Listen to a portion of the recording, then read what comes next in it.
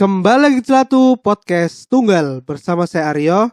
Hari ini nggak ada jubrek ya guys, karena episode ini direkam pada malam tahun baru, yaitu 31 Desember 2021. Jubrek nih, malam tahun baru masih bekerja guys. Sangat kasihan masih bekerja, budak korporat. Jadi dia nggak bisa rekaman bareng aku. Tapi tenang, kita nggak sendirian. Kali ini aku ditemani sama teman SD ku. Langsung aja kita sambut Ima.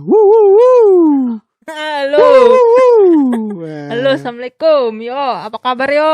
Waalaikumsalam, baik-baik. Anyway, teman SD, enggak, kita se-SD, se-SMP, Se-SMA, sekuliah, bro. yoi. Walaupun SMA-nya aku 2 tahun ya. Tahun pertama kan aku kan enggak langsung ketemu kamu kan. Yoi, tapi tidak serumah. Tapi tidak serumah. Oh iya. Yoi. Tapi tidak se-TK. Bener. Gini aja, kenalin dulu nama, status, dan juga IG, biar siapa tahu para pendengar Celatu ini yang jomblo kan? Rahasia.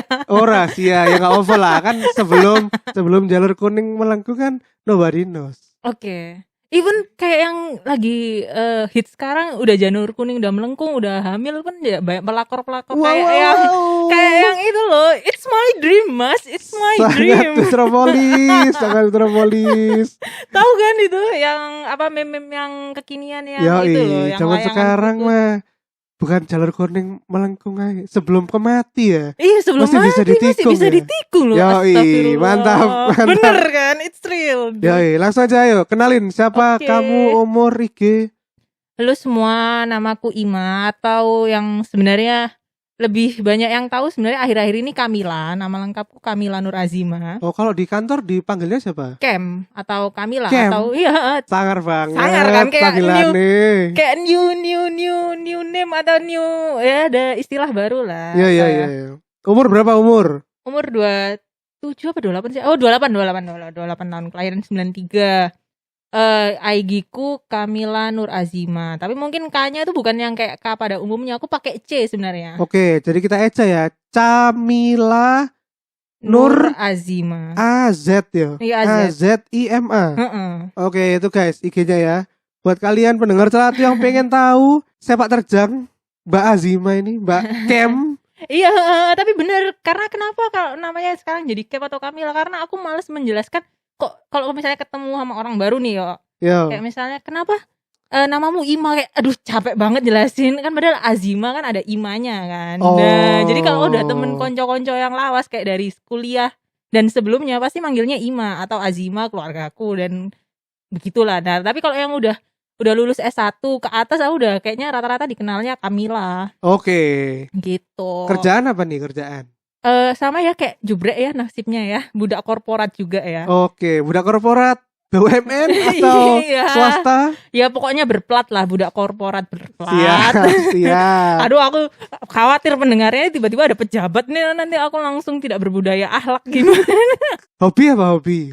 Hobi ya main piano, main gitar, atau baca-baca buku, nonton film, makan. Ya kayak pada umumnya standar, tapi bukan yang anak nongkrong kayak kamu mungkin yuk, beda. Oh, nggak suka nongkrong di ini berarti apa? Monas. Kagak lah. Nongkrongnya kalau misalnya anak Jakarta. Oh ya, FYI aku kan kerjanya di Jakarta. Nah, bukan nongkrong yang kayak anak-anak Jakarta di daerah ya Jaksel-jakselan, yang kafe-kafe, Senopati kayak gitu-gitu kagak. Senoparty yang which aku cuman di rumah aja atau di kos-kosan aja. Oke. Dan juga dari dulu juga bukan di Surabaya pun bukan anak nongkrongan yang kayak kamu di Sutos. Pasti kalau dulu itu kalau mau ketemu Aryo Sabtu Minggu ketemunya pasti di Sutos. Yoi, mendem di situ. Kalau Sabtu Minggu di mana? Ya di kamar ya, di rumah tidur nonton. Oke. Kemarin itu di akunnya Ngerti Saham itu ada sebuah akun yang ada sebuah post yang viral yang ada kaitannya sama kamu nih. Jadi kemarin itu gini guys, ceritanya itu di akun Ngerti Saham ada yang ngepost, Min, kalau ortu punya banyak aset tapi nggak mau ngasih ke anaknya, padahal anaknya tunggal loh, cuman 1. baik lagi anaknya dan lebih mentingin ponakan-ponakannya. Kemudian anaknya tuh juga disuruh cari sendiri, itu gimana? Misalnya kayak aku, tolong di blur ya Min, please, butuh pencerahan. Ini bukan kamu kan? Bukan curhatanku. Jadi sudut pandang yang menarik di episode kali ini karena sebagai info, Ima ini atau Cam ini adalah anak tunggal. Iya. Basic dari yang si ngerti saham ini kayaknya kan masalah keluarga kan, tentang orang tua dan anak kan. No matter semisalnya dia itu anak tunggal atau anak terakhir atau anak bontot, pasti kan ada kayak isu-isu kayak ada yang nggak kebagian harta lah, kayak gitu-gitu kan standar film-film di Indonesia. Kayak gitu lah, kayak gitu-gitu kan. Nah itu ya sebenarnya kembali lagi ke masing-masing di keluarganya polanya pembagiannya gimana. Tapi kalau basic dari aku sendiri sebagai anak tunggal dan prinsipku ya, sebenarnya sih aku nggak begitu ngarep-ngarep banget harta orang tua. Beneran ta? Gak lah. Itu tuh menarik sisan itu ya. Berarti kalau warisan orang tuamu dikasih ke aku, kamu rela? Ya rela lah ya. Maksudku sumpah. Maksudnya itu tuh bagiku tuh setiap orang ada rezekinya masing-masing gitu. Okay. Itu juga menarik yo. Aku tuh biyen tuh waktu SMA apa SMP, aku tuh dikatain gini sama temenku. Kamu lo anak tunggal, kamu lo ngapain susah-susah, udah habis lulus SMA rabi ae nikah. Kamu tinggal nunggu warisan dari orang tuamu. Dalam hatiku nunggu warisan berarti mengharapkan orang tua aku mati mari ngono dikasih ke aku. Ayo gendeng sih itu tuh enggak masuk di maksudnya kamusku tuh enggak ada kayak gitu ya. Aku harus tetap normal lumrah. Ya kayak pengen bekerja ya, aku pengen nih dapat ilmu lebih kayak gitu, enggak semena-mena dengan stigma anak tunggal bisa manja tinggal nunggu begitu aja, itu enggak sih kalau di dalam kamusku ya. Tapi kan persepsinya orang kan beda-beda. Ada yang mungkin ini di si dianya ini lagi ada si mbaknya atau masnya ini lagi kesulitan keuangan kali ya. Makanya dia tuh kayak aduh butuh, masa orang tua aku sendiri nggak mau ngebantu anaknya malah ngebantu orang lain kayak gitu kan. Mungkin ya. Tapi kalau dari prinsipku sendiri sih, kebetulan yang aku juga komen sebenarnya di ngerti saham share kalau menurutku sih mungkin juga sama kayak aku baca di cerita-cerita orang luar negeri itu juga, no matter kamu anak tunggal atau anak apa ya, setelah selesai kewajiban orang tuamu ya kamu harus mencari your life path kan, harus mencari kehidupanmu sendiri, harus kayak menyanggupi kebutuhanmu sendiri gitu loh. Kayak gitu. Soalnya kan gini, stereotipnya anak tunggal itu kan, tahu nggak sih stereotipnya anak tunggal itu apa? Ya gimana share dulu. Aku tahu sih beberapa karena kan ya sering banyak omongan, tapi ya gimana menurut? Kalau kamu lihat stereotip anak tunggal tuh yang biasanya di nomor 1 pandangan orang tuh apa coba? Manja lah pasti. Nah itu, manja sama biasanya tuh egois. Oh iya, manja dan egois. Nah itu, kamu ngerasa kamu tuh manja dan egois nggak? Gak tahu ya, apa sifatku itu manja tuh aku juga nggak. Ya pasti setiap manusia tuh ada sisi manjanya ya. Tapi mungkin karena aku anak tunggal dan aku perempuan sendirinya, jadinya aku tuh berperan ganda yo. Kadang itu aku bisa jadi kayak lanang, tapi kadang bisa jadi kayak perempuan. Dan kadang-kadang sering yang tak tunjukin yang di depan orang, kayak banyak kan, itu pasti yang sisi lanang, sisi laki, sisi maconya, bukan sisi manja ceweknya yang kalem kayak ngalem gitu ya. Nah, kalau sisi egois ya, mungkin karena aku baca juga di artikel, karena emang dia tuh kebiasaan sendirian, nggak tahu caranya berbagi, nggak tahu yang kayak misalnya nggak tahu kayak semisalnya ada orang lain yang hidup di dunia ini. Nah makanya dia itu ngerasa ya semuanya ini bisa milikku karena nggak ada yang harus dibagi. Tapi kalau aku sendiri egois tuh bukan sih, tapi lebih kayak keras kepala batu aja sih kalau aku. I see. Atau ambisi lah ya, keras kepala batu. Karena ya menurutku anak tunggal kan siapa lagi yang bisa diharapkan ya. Kalau kamu absen sih yang dipanggil anaknya dari orang tua aku ya cuman aku toh ya, siapa lagi ya. Makanya ambisiku banyak pada saat itu ya. Oh sekarang udah gak ambisi lagi? Udah enggak. Udah gak anak ambi? Gak, bukan corona aja sih ya. Setelah lulus S2 itu ya ada banyak beberapa plan yang ternyata gak bisa kita paksain dan sesuai kan, jadinya itu udah belajar untuk damai tentang diri sendiri. Asik loh, ini udah kayak mentalan. Tapi ini juga gara-gara aku dicap sebagai anak tunggal sih yo ceritanya. Kenapa itu? Kayak banyak stereotip, atau zaman dulu tuh kan belum ada istilah omongan netizen ya. Pokoknya banyak banget omongan-omongan dari orang tentang anak tunggal yang aku pengen patahkan itu.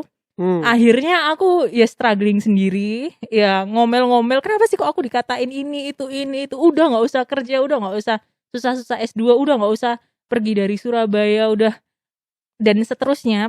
Jadinya aku langsung pengen membuktikan, enggak yo, aku bisa berdiri di kakiku sendiri kayak gitu, pengen nunjukin ke orang-orang yang kayak menyepelehkan kondisiku. Emang aku ada privilege. Tapi aku nggak mau semena-mena dengan privilege itu kayak gitu loh. Oh, tapi kalau ngomong privilege sih, menurutku sebagai orang yang punya privilege itu justru kita harus memanfaatkan apa ya istilahnya, semaksimal mungkin. Bener. Jadi kalau misalnya emang kita terlahir di keluarga yang kaya, ya emang harus memanfaatkan itu. Iya, berkecukupan ya. Memang aku memanfaatkan itu, tapi tidak semena-mena gitu loh yo.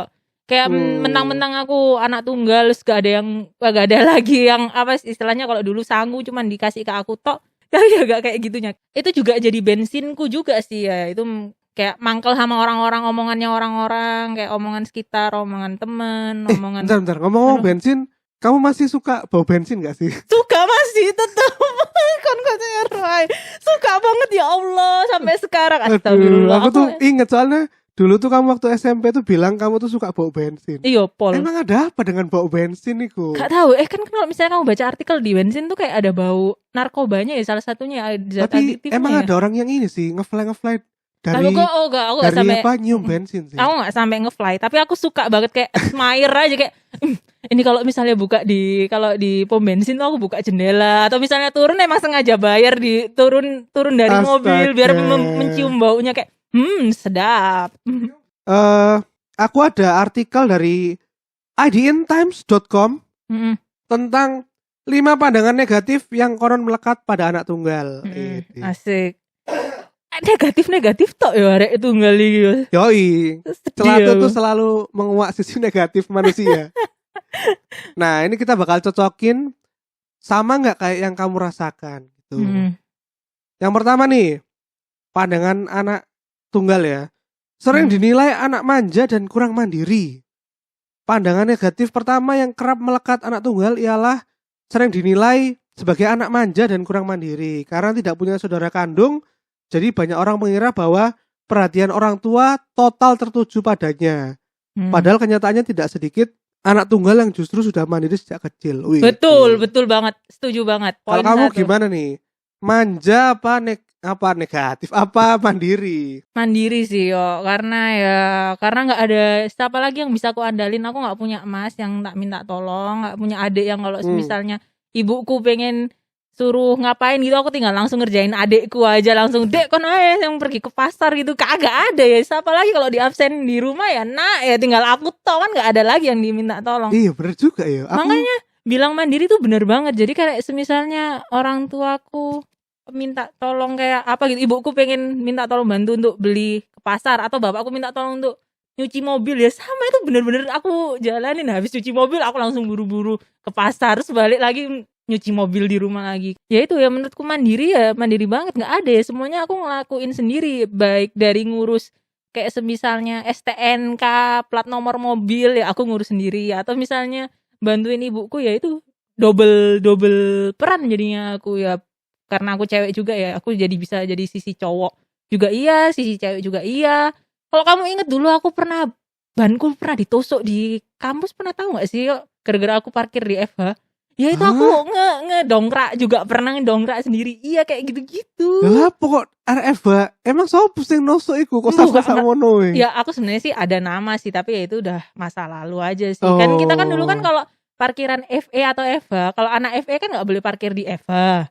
Nah, emang kenapa sih gitu tuh? Ya nggak tahu sih, aku kebetulan emang datangnya telat, terus aku langsung parkirnya ngasal gitu loh. Langsung parkir yang di FH, yang di apotek, yang daerah-daerah situ. Terus ditusuk Pak, ya Allah, tusuknya tuh bukan tusuk yang di bawahnya ban itu, enggak, dia ini bener-bener samping ya Allah, astagfirullah. Acur, uner. Ya itu makanya mandiri, kita kan UNER kan anak mandiri. Apa sih slogannya UNER itu, mandiri apa? Excellent morality bos. Oh korek mandiri. Bak mandiri ta, kau nak kene iki. Jadi aku menolak besar tentang manja ya. Mungkin ada ya, tapi yang aku ketahui dari teman-temanku yang anak tunggal sih rata-rata mandiri sih. Nggak ada, karena nggak ada lagi yang bisa ngebantuin mereka kecuali dirinya sendiri. Jadi aku akui mandiri. Oke, terus yang kedua, stereotipnya adalah tumbuh sebagai anak yang egois. Tanggapan negatif ini tidak bisa terelakkan jika kamu terlahir sebagai anak tunggal. Orang-orang menilai bahwa anak yang memiliki saudara itu lebih baik karena diajarkan berbagi, berkebalikan dengan anak tunggal yang menjadi egois karena dia adalah anak satu-satunya. Ya apa?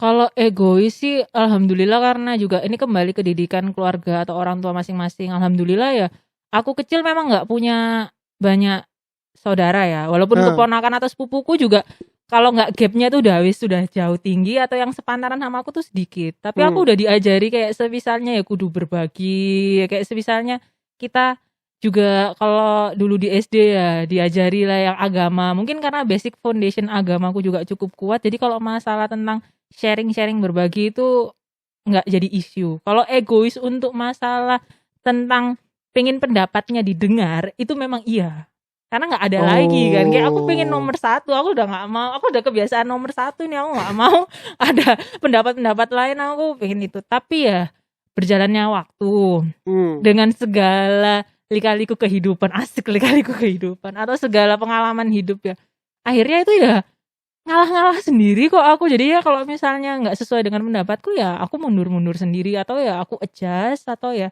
itu kembali lagi ke ke masing-masing individu. Dan kalau stereotype tentang egois sih aku nggak setuju sih. Mungkin karena ada beberapa orang yang mungkin masih itu sampai sekarang, tapi kalau di diriku sekarang kayaknya aku sudah berkurang lah, jauh berkurang banget. Oke, tadi kamu mention bahwa kamu pengen opinianmu tuh didengar sama orang, sama pokoknya kamu pengen bahwa orang itu harus dengar sama apa-apa yang kamu omongkan. Nah itu pernah sampai jadi konflik nggak ke teman-temanmu atau mungkin lingkungan sekolah atau kampus gitu, karena kamu ya itu pengen memaksakan untuk didengar. Nah itu iya pasti pernah ya, cuman aku lupa momennya kapan ya.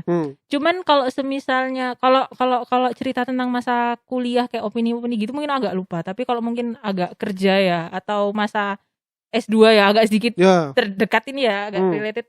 Nah itu udah berkurang jauh sih yo. Kayak kalau misalnya nggak didengar ya aku nyari celah untuk di mana yang semisalnya aku fit in there gitu loh. Oh, jadi tetap pengen didengar ya, tapi iya, tapi dengan ya, cara yang lebih berbeda. Kalau misalnya opiniku nggak didengar ya setidaknya actionku dilihat atau kayak apa kayak astaga. Tetap ada, bukan apa ya, karena pengen kontribut kayaknya. Aku kalau udah sama something, yang udah in sama something ya pengen nggak separuh gitu loh. Mungkin ya. Berarti bisa disimpulkan kalau kamu sudah apa ya, kayak suka atau tertarik dengan sesuatu tuh kamu bakal melakukan segala cara untuk memberikan kontribusinya sih, kayak gitu. Sangat ambi di situ ya berarti. Ya tapi itu udah berkurang sih. Itu kalau sekarang sih aku malah planku apa ya 2022 ya, Happy New Year ya kita ya. Tapi Happy New Year. Planku di tahun 2022 ini adalah unplanned. Oh gitu. Merencanakan apa? Kalau dulu 2020 masih punya plan ta? Masih lah ada 2020, 2021. Tapi ya itu aku sebenarnya belajar untuk unplanned atau damai dengan diri sendiri tuh dari 2019 atau 2018 pas pulang balik ke Indonesia. Kayak banyak dream yang ternyata nggak semudah itu ya, harus realistis juga ya. Aku harus pulang ke Indonesia, ngalah sama orang tua. Ini anak tunggal juga nih yo. Jadi awalnya berarti kamu pengennya kerja di luar. Terus habis itu aku konsultasi sama temanku tuh bilang gini, kamu yakin tadi luar? Bentar lagi akhir zaman loh. Langsung maksudnya sudah akhir zaman. Maksudnya kiamat kan. Langsung aku mati. Nah ini orang tua aku cuman aku tok anaknya. Terus kalau misalnya ada apa-apa kayak aku gak bisa membantu orang tua aku, kayak aku langsung sedih. Nah itu mungkin ini sensitivitasnya anak tunggal tuh tinggi banget. Jadinya akhirnya aku ngalah. Ya itu aku udah gak egois lagi, aku ngalah, aku pulang ke Indonesia ya, nyari kerjaan di Indonesia ya. Alhamdulillah dapet di Central Bank ya my dream juga sih. Terus habis itu lambat laun di Central Bank karena nggak bisa tetap karena cuman kontrak ya, akhirnya aku sekarang di plat merah. Makanya kayak bener-bener ngalah, kayak padahal sebenarnya itu that's my dream, tapi kayaknya aku nggak bisa di situ. Terus akhirnya aku mengalah, nyari yang mana yang fit in, yang aku bisa tetap Lah tapi kalau kamu di berkontribusi. Jakarta kan tetap nggak bisa dekat orang tua. Nah, Kenapa nggak sekalian di luar negeri aja kalau kayak gitu? enggak, tapi ini bedanya gini yo, karena aku kan anak tunggal dari dulu, dari kecil kamu tahu aku banget kan. FYI ini guys, Aryo ini udah lama banget lama banget aku kenal orang tuanya Aryo, orang tuanya Aryo kenal orang tuaku, dan dia sudah lah pokoknya udah kenal lah satu sama lain. Nah, aku kan bener-bener nggak pernah kemana-mana. Aku dulu S1 tuh hampir keterima di UB kan. Terus habis itu mamaku nolak, nggak boleh, kamu belum waktu umurnya. Terus habis itu aku nanya, terus kapan aku bisa keluar dari rumah ini mah kan gitu. Aku pengen mandiri, aku pengen menunjukkan ke orang-orang aku bisa, aku anak tunggal tapi aku pengen tetap meneruskan gitu loh. Akhirnya ya udah nanti umur 20-an aja kamu boleh. Ya udah umur 20 aku ke Paris itu pertama nyoba pimun-pimunan yang mun-munan itu loh pokoknya. Jadi sekali boleh keluar tuh ya aku langsung keluar negeri itu. Makanya pengen memantahkan stigmanya orang-orang karena anak tunggal ini gini. Nah. Kamu berarti sebagai anak tunggal tuh justru merasa terkekang di rumah ya? Iya, terkekang di rumah dan stigma karena orang-orang. Karena sangat overprotective ya. Benar. Kan anak cuma satu ya, sudah ya, pasti mati orang satu tua tidak tumbuh lagi. Itu ya ternyata menarik ya. Kayaknya sulit sebenarnya kalau misalnya, atau misalnya kayak tahun baruan gini. Ya aku dulu memang ada rasa ingin kayak aduh pengen sama teman-temanku, tapi aku sadar aku nggak ada orang lagi di rumah yang nemenin sama orang tuaku. Jadinya ya aku juga seneng, dan awalnya mungkin beban, tapi lama-lama aku emang seneng sama orang tuaku, sayang banget sama orang tuaku, jadinya ya it's fine gitu loh. Terus apa yang membuat orang tuamu tuh jadi kayak ya uslah sekarang Ima tak col ya nggak popo pergi kemana-mana atau apa? Ya itu udah deal-dealan ya, karena aku udah bilang mah umur 20 tahun. Akhirnya orang tuaku tuh juga sama-sama belajar untuk saling melepaskan satu sama lain. Makanya aku juga tetap di Jakarta yo, untuk biar kalau misalnya in case someday aku ada keluarga, ada suami, aku udah FYI mah, Pak, aku udah beda surga nih Pak. Kan surgaku kan bukan di orang tuaku lagi, surgaku kan pindah ke suami kan. Jadi kalau misalnya ada something happen, orang tuaku juga nggak bisa ngutak-ngutik, atau bahasa Jawanya cawe-cawe kayak gitu. Saling belajar satu sama lain untuk nggak bisa aku udah bukan kayak Kamila atau Ima yang zaman dulu SMA atau kuliah S1 yang masih tetap dikekang, itu udah nggak bisa. Jadi pelan-pelan. I see. Itu butuh waktu yang lama yo. Berarti pertama kali kamu boleh kuliah di luar negeri itu kamu sangat merasakan kebebasan ya? Banget. Ya ini makanya nih astagfirullah. Tapi kebebasan yang dalam konteks ini, oh finally aku bisa mandiri ya. Kayak orang tua aku tuh kayak nggak menyangka kalau aku tuh bisa kayak pergi sendirian, atau misalnya jelajah kota sendirian. Aku fine, aku nggak apa-apa, aku seneng lah. Aku udah dari kecil udah kebiasaan sendirian, ditinggal di rumah sendirian, atau misalnya pergi ke mall sendirian. Ya aku seneng malah sendirian itu. Berarti mamamu tuh mematahkan ini ya, premis ketiga ini ya. Anak tunggal itu premisnya adalah bergantung dan tidak bisa diandalkan.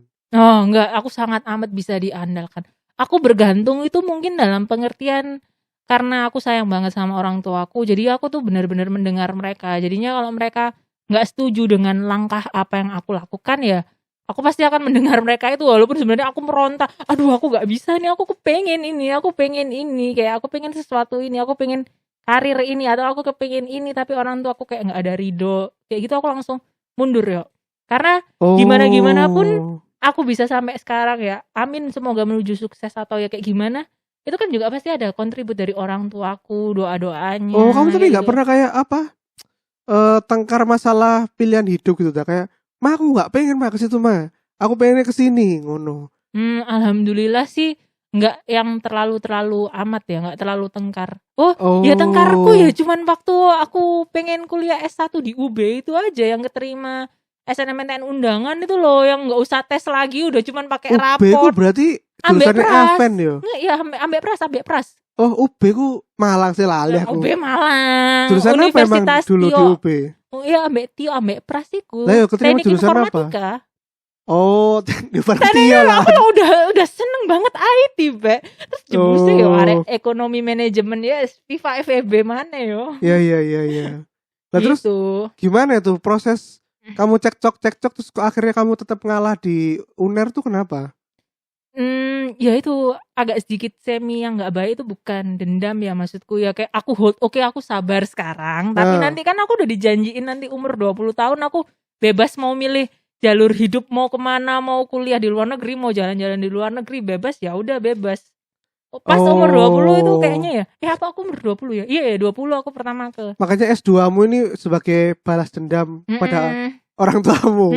Tapi aku nggak langsung S2 ya. Aku kayak ya ikut mun-munan gitu, kayak testing dulu, kayak pertukaran gitu-gitulah, testing kayak orang tua aku bisa apa enggak ya? Aku bisa apa enggak ya? Oh, ternyata aku bisa dan aku nyaman sekali, ya sudah aku melanjutkan itu. Begitu. Ya sebenarnya anak tunggal tuh nggak seisi yang kalian lihat, asli. Ya sepi ya ada, ya tanggung jawab gede juga ada. Pressure-nya tuh kayak lebih double daripada yang lain-lainnya. Oke, terus ini secara terakhir ya. Anak tunggal tidak pandai bersosialisasi. Nah, menurutmu? Aku pengen ngeliat sudut pandangmu tentang aku, wis. Kalau menurutku sih yang pertama bener ya, kayak Ima tuh egois di dalam hal dia tuh selalu ingin memaksakan kehendaknya. Itu aku meyakini itu benar. Kalau mandiri itu juga mungkin iya bener juga sih, karena aku aja kayak misalnya, yuk ini beli ini, terus ada adekku lewat kan saya tak kongkon adekku. Jahat banget teh. Dia kan nang Indomaret kan tuh kok lagi pesanane mama, kan berarti aku kayak melimpahkan. Sebenarnya kamu egois loh yo. Bukan egois ya, apa ya, kayak iyalah. Ono arek sing luwih cilik ya tak limpahno. Kan egois, kon males Pak. Ya lanjut sepurane. Jadi ya sebetulnya ya nggak harus anak tunggal sih yang bisa kayak gitu ya. Karena ketika kita sadari juga kalau kita punya adik kakak ya kita juga sering egois kepada adik kakak kita kan. Gitu. Untuk kenal sama orang yang gampang kenal, untuk gampang bersosialisasi, menurutku aku nggak mengalami kesulitan itu ya sebagai anak tunggal. Aku masih tetap bisa untuk kenalan sama orang baru. Kan ada orang yang malu banget gitu ya. Atau misalnya sudah menang-menang anak tunggal, dia udah merasa center of attention, ya kamu harus memperhatikan aku dong, kenapa aku harus berusaha berkenalan diri ke kamu kan. Ada juga yang itu aku baca. Enggak sih, aku gak sampai segitu-gitunya, masih tetap normal-normal aja. Aku tetap bisa ngobrol sama passengers di pesawat, namanya siapa atau kayak gitu-gitu masih masih bisa, karena I love people, I love talk to people juga sih. Oke. Ya udah gitu aja episode kita kali ini. Terima kasih banyak Mbak Kem. Sekali lagi. Sama-sama yo. Buat yang mau tahu IG-nya di Camila Nur Azima, pakai Z ya. Azima. Z-nya 1 apa 2? Z-nya 1. Z-nya 1. Oke. Gitu aja. Jangan lupa untuk selalu like, comment, dan subscribe semua sosmed-sosmed Celatu di @celatu dan juga YouTube kita @celatu. Aku boleh FYI juga gak? Apa-apa? Tapi ini masalahnya kan setiap orang kan FYI ya, ini opiniku aja. Belum tentu juga bisa distereotipin ke orang-orang yang lain. Karena aku tuh gimana tuh? kadang kasihan juga sih dengan cap-capnya orang-orang gitu loh. Kayak langsung, karena aku ngerasain dicap dengan stigma kamu belum kenal lah aku tapi udah kena cap. Itu rasanya gak enak banget, kayak awkward, canggung banget. Aku belum ngelakuin sesuatu tapi aku udah dicap salah gitu kan gak enak ya. Bener. Jadi ya mungkin ini opiniku, ini berdasarkan opini dan pengalaman pribadiku.